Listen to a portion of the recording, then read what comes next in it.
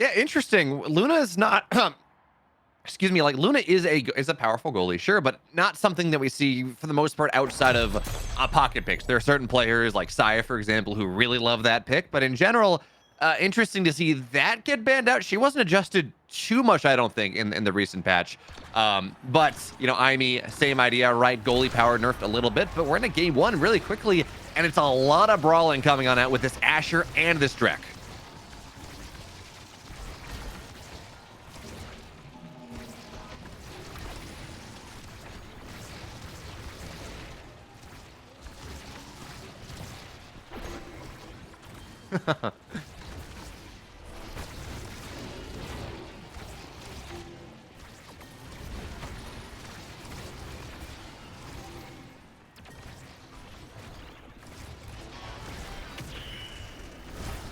Yeah, fair enough there. You really don't want to get knocked out. Oh, man, Eater stays alive and now got Death Gun on the bottom side here. Doesn't really have the big cooldown. No Stride Breaker for the moment, but even still, I mean, that's a lot of pressure going on. Eater, though, on the other side, it's going to be 1-0 for the side of Big Baller Brand. Okay, so what do we got here, right? So we have Enter, tons of pressure finding on her side, but on their side, but able to find its way in anyways. And when you have a brawler setup like this with Find Mucked and Death Gun, you got to make sure that you actually put that pressure on. So for now, one barrier is going to go down very quickly. Pathbreaker goes down as well, and Eacher's so low, but again, staying alive. And this Vice on the other side, such a powerful goalie here, occupying so much space. And now, well, we got a bit of a split map, right? Top side barrier, bottom side barrier. Both teams want to play on a little bit of a different side. And with Eater and Merchant just sitting back, it's so hard to find your way through. And the other thing we got to point out, of course, is this Vice as the barrier will fall. So much more mobility. The Atlas has to sit back at home. Yeah, Energy Burst's fine, but can't affect the map nearly as much. Even still, it does mean that this barrier is not falling down. Energy Burst goes up. Second shot goes down, but Findmuck does not find what he needs. And Vice means that for the moment here, the pressure is not working out. The longer this goes, the more pressure finds, the more likely that the barrier will fall. There it goes, falls right on down. Atlas makes the save happen. Findmuck low though, and Miri Meg looks for the shot, not gonna find it. Topside here, Death Gun, but the juggle is not gonna find anything. And Power Chord, well, it just forces everything back. And finally, we get a knockout, but it's not from the Brawler side, and it turns into an immediate goal. 2-0 now for Big Baller Brand. Turn into an immediate goal that things are going down here for Big Baller Brand. And it's nice to see that the way that they are performing so far is to their full fruition to make sure that they can take down the other side. Of course, we now need to see what the comeback is for the LP Thieves. For them to go toe-to-toe and maybe make this set a bit more competitive. Being 2-0 up, one more goal is all that is needed for the Big Baller Brand to be the biggest ballers around and get that first set. Yeah, absolutely. And the other thing we got to look at here, you got to knock Eater out. Oh, great Energy Burst, and it will make the save happen. So Merchants, well, it's a lot of pressure that he's running into, but it will not turn into anything. And we're seeing this brawler pressure Vodible. It's not turning into kills. In fact, it's kills the other way, knockouts the other way, and that's just a lot of pressure to deal with. And that pressure is what they're going to have to deal with for a little bit here, especially with both goal barriers down on either side. Now it's an even playing field. For the most part, Death Gun almost able to dash forward and get that one through, but a little bit too overzealous, I guess you could say, or hopeful that they would connect with it just because there wasn't enough room to work with. But nice shot coming out from Findmuck, and it's not going to be enough again for them to get that strike and get the first goal in this opening set as it goes the other direction. And just lacking cooldowns there, and now it's here, just so much pressure with the Shrink Ray on the top side, making it hard for Findmuck and Death Gun to play where they would like, but now the core finds its way, gets stunned, and it's 3-on-3. There's so much pressure from the goalie, but that's what you have when you have the eject button. Submergent eats the cooldown, finds their way back, and now on the other side, but the problem is Findmuck and Death Gun, they just can't get it in until they do. Merchant can't be everywhere, and now it's 1-2. 1-2, there we go. Now we got to see what these teams of LP Thieves can do to bring it to an even score, to make it 2-2, and at that point, it's anybody's set. But still, there is so much that can happen on Only Village, and speaking of Only Village and the most recent patch, they upped the speed that you can get from the side, so it'll be a little bit faster compared to the last couple of times we used to see Only Village and dread a very long series. Hey, I like speed. I like being able to zoom as the stun goes up, but Findmuck actually dodges it with a bit of an elusive, so it doesn't really find the pressure. Granted, core wasn't there anyways, and no one can really get it topside right now. That's where the barriers are. That's where you want to play, but instead, you just go south, and that's a second barrier going down. Great job there, Meg, but got to be careful. You're low, not going to get knocked out. Dodges the shot. The shotgun does not find it what it wants, and still the power play coming on in here. Merchant, with this barrier available, doesn't even have to wait for the eject button. So much pressure coming in, Vodible. There is so much pressure happening between these teams, and another KO off the top for the Juliet. We do see the core flips happening every side, and Merchant kind of let that one happen. Wasn't really the wisest decision. Tried to go for the strike and mistimed it. Now it's an open opportunity for Deathgun to tie things up, and feels like they're just trying to make it interesting, but either way, great play style coming out from LP Thieves here. It was looking dangerous early on. We saw all the knockouts. Not a lot of pressure from Drek and Ash, which is what you want. Those are knockout. Those are takedown strikers. And if you can't get that, you fall behind. But now they're starting to find the power a little bit more. And Asher has that level lead, has that damage on each pretty early on. The stun is nice. Certainly so, and Deathgun gets so low here, but Merchant has to back up, has to buy time, because, well, the reset's going to happen soon enough here. Feinbuck on the top side, Deathgun as well, and now the barrier is going to fall. Oh, no. Are we going to see the run back here? Feinbuck finds the shot. It's not going to go in, and into the midfield, a second barrier is going to fall. Now it's 1-0, but Atlas, that cosmic expanse, keeps everything alive. Oh, wow. Both of these teams as well, 2-1, so their journey could be ended if they lose this matchup to make it into the top 4, but Deathgun is able to get the strike, put it on through, and what a monumental comeback for this first set. You lose 2, you get 3 in exchange, and it ends a 1 set after all. But Vodible, did you mean to say that they were 1-2? No, I mean specifically in the Swiss stage, as far as their wins and losses. Yeah. No, so they win here, they move on to the playoffs, is what you're saying. No, their it's run more is gonna be over. They're going into round 5, and depending on how they do there, they can continue on into that top 4. But it depends on how the rest of the teams are going, because there's still 4 teams that are 3-0: Wet Serial Enjoyers, Dream Meme Team, Trio Abusers, and Dry Serial Enjoyers. All the Serial Enjoyers are doing well. But we get to see the Awakenings draft here. We'll take a bigger look once we actually get into the game itself and see how these picks are going to affect things a lot. And Meg drafting that quick strike to maybe have some luck in the drafts of kind of the broken Awakenings that have come out recently.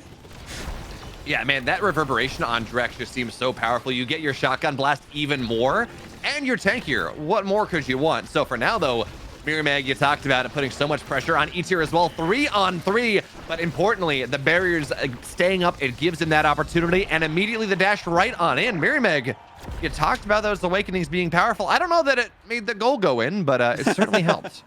Just a little bit. It helped there for them to get the strike and put it on through. And now we saw a similar story in the last set, where the side of the Big Baller brand was able to get things going first, got the first 2 goals, and then they got reverse swept. So they got to be careful here about any situation against them. But there we go. The storm beckons, and it takes them off the side. Meg with yet another great read, and it's up 2-0, even faster than the last set. Yeah, you know, I think we're starting to see in part why I'm not a big fan of Atlas at the highest level of play. There is no mobility, right? Atlas is one of the only strikers, if not actually the only striker, that does not have an ability or does not have mobility on their secondary. They can't impact the map in any way. So they just sit, they play defense. Sometimes they get knocked out. Doesn't feel all that great, but great volley there on Meg, and this is an opportunity again down 2. We've seen this before, Vodible. You talked about it. Let's see what they can do this time. Oh, there comes the Supernova out, and no, not the right timing for it. Sends it right up for the Drakkar to send it forward, and there we go again, back on the pain train for Big Baller brand, as they are facing a potential, again, a reverse sweep in the set if it happens here. Certainly, but good pass to Meg on the top side, but that's going to be 1 barrier down pretty quickly. Pops emotes, cries a little bit because, well, it's important to let everyone know that you're sad when you make a mistake. And now Itzer, he's going to miss the strike as well, so possession goes back onto Deathgun, but even still, you love to see it there. Great little save from Sir Red Pandal. Nice to see some more strikes, just passing things back and forth for Findmuck as he's doing their best to try and keep things going forward momentum-wise. Of Meg doing the exact same thing. Gets 1 barrier down, looks for it. The core flip comes out either side. Just great timing for Meg going for the KO2 with the flurry. Doesn't really need it, just needs the read, and is going to Phoenix kick away from that one. A great core flip, though, the other way around from Feinmuck, and hey, it's deja vu all over again. Vodible, your script writers need they need some help, right? Like, We're getting the max amount of goals here this time. That's all it is. seriously, you don't reverse sweep 2 sets in a row. It's just not supposed to happen. I mean, we're not there yet, right? We're only 2-2, but already a barrier will fall, and Feinmuck finds a second one here. So pass on the top side. Great save, but even still, the barrier will fall. Now Feinmuck dashes forward, takes the speed, and is not going to find the shot. Not just yet. Merchant, you got to be so careful here. Does have full energy, so at least has that one working for him. Ooh. And the shot goes in with the energy blast. Well, your script writers, they're doing a little better. We're not seeing 2 reverse sweeps in a row. At least we're safe that. But we did get to see, now it's tied, a set apiece and prevented a reverse sweep. So we're getting a little bit of everything here. We want to have a story that has peaks and valleys, and that's what we just witnessed here for the Big Baller brand, as they are now tying things up. They looked like they were struggling a little bit there, especially as we got to see the way that Feinmuck was performing in stacks on stacks. That's going to help a lot, especially when they're going to be targeted for some of those KOs. Absolutely. And the other thing here, right? No new awakenings. None of the things really from the big patch, but free build different with a brawler comp. That seems pretty nice here. Asher and Juliet are going to be very happy. That they are. Some sparks being collected as well from Sir Red Panda too, and then the twin drive also for Merchant to make it so that they can go for Thunderstruck even more often, and having that eject button is just going to make it that much more useful for them to maneuver around. But the Maelstrom comes out yet again, and Sir Red Panda staggered and couldn't do anything to prevent that gold bear from going down, but neither can Eater do anything for that bottom one as well. So Merchant's just going to be the final bastion of defense for this red side. Yeah, the unfortunate story there is, well, Cosmic Expanse was spent on the top side, so he just kind of had to lock with his body, and it did not work. Great elusive there. Core goes top side. Great save on the Cosmic Expanse from Red Panda, but he runs out of cooldowns despite everyone sitting there right on top of things. Mirimeg punches it right on in, and wow. I mean, that was looking really good until it wasn't. That's the way every match goes. I feel like in Omega Strikers, it was looking great until it didn't. Or there's like a really amazing play, and then you're like, okay, GG's, go next. Couldn't really do anything about it. That time is, well, it looked really great for Mirimeg on that read, and now we get to see it reset between both of these teams. That was a perfect celestial intervention for Mirimeg, not Mirimeg, Defgun to get back in play, so they didn't get KO'd off the goal side. And Mirimeg waiting for their core burst to see what they could do with it. Looking for anything that they could do, and that was a great punch. Now going for the flurry, and hopefully if you do get hit by the first burst of the flurry, you can't evade anymore like you could have in the past, and apparently that was a bug, and there goes the flying phoenix kick, and there's nothing that anyone can do to stop that. Again, man, you want prime time, right? I think that's really what Atlas is missing here. The Cosmic Expanses are doing a fantastic job of keeping things safe, and then the Juliet, with how speedy she is, she had that new speed awakening, I think, if I remember right, is just able to get to the rebound and shoot it in, and then you don't have the cooldowns. But there we go. That's a great energy burst. Not going to find what it wants. Death Gun, well, doing Asher things. Sits in the goal. Goal goes in. Easy peasy. Easy peasy lemon squeezy, and who else but a Drakkar that's going to put like a shotgun blast in there and get credit for the goal that didn't really do much work for it. But all that matters is that you get the goal in this game itself. And Feinmuck, a great read on that core strike to get that first goal barrier down. Now Merchant trying to do what they can to get this aside. Having to use their core flip and can't even defend too well because everyone is in their way. And now finally a goal barrier the other side. Mirimeg is tying things up as quickly as they can. Now we're even Stevens. Yeah, we are. Astral Projection missed the first time, but not the second time. Pass on the top side. Molten Bolt makes everyone's taking a little bit of damage. Feinmuck volleys and volleys and volleys into the speed zone. Tries to get it to Death Gun. Not going to find it just yet. And now dashes forward again. Not finding that all that much. But the core here is staying so much on the top side. Wow. And it's just fast, fast core. Fast core. It works. Fast core furious. That's what we saw happen there. Merchant getting credited with MVP in this round. And you mentioned prime time, and there it is. But I don't think it's going to last that long. No, there's no way it falls to Atlas. Absolutely not. Luckily for both sides, we don't see the new awakenings available for everyone. So only a couple of them might be a little overpowered with their core strikes with those reduced cooldowns. But we saw a couple Catalysts on Infinite before, and that was just a party for everyone involved. They are putting a hotfix out, I've heard, for the the issues. So we have some people testing things in the background with Kuyachi. If you're in the Discord, make sure you can get that tested out so we can make sure that those awakenings are fixed and that we can continue with X not being banned, because X needs to give it to you somehow. I would like X to give it to me, yes please. But for now, X cannot give it to us. And in fact, Sir Red Panda cannot keep one of his barriers alive either, so that's a bit of a problem. And finally, we're seeing another knockout here. Again, we've been looking at this.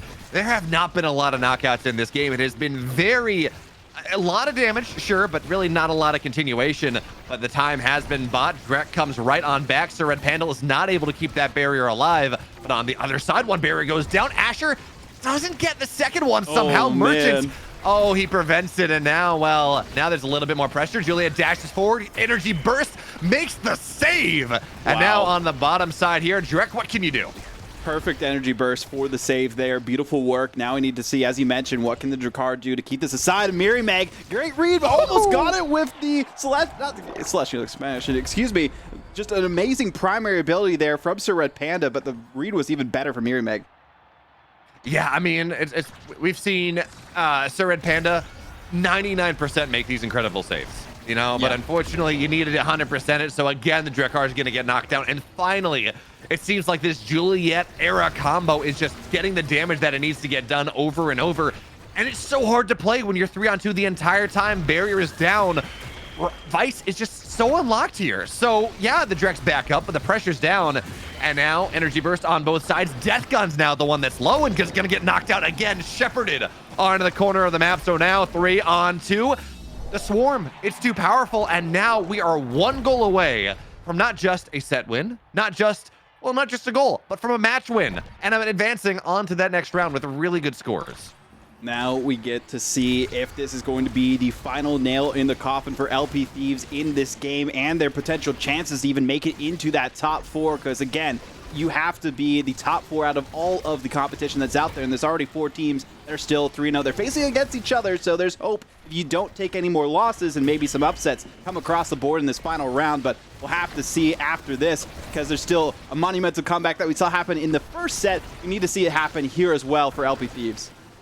Yeah, absolutely. So for now, Fine Muck just living on that top side. Dodges the dash from Juliet, so at least that's going to be okay. And now lots of pressure onto the bottom side. Gets the barrier down. Death Gun taking advantage of the speed zone, but not yet. Not able to find its way in. Energy Burst goes up to Fine Muck, and Miri Meg can't quite get the pressure until right now as the barrier will fall. So now Energy Burst goes in. Second burst. Can you find the timing, the positioning? No. And Sir Red Panel goes elusive, dodges the Flame Flurry. And second Energy Burst makes the save again. And now Fine Mucked onto the bottom side here into the speed zone. Death Gun. And now Astral Projection over time. Miri Meg again. The dash not going to found. Merchants doing what they can. Bottom shot pass. Bottom shot, but it's not going to happen. Vodible, what's even happening?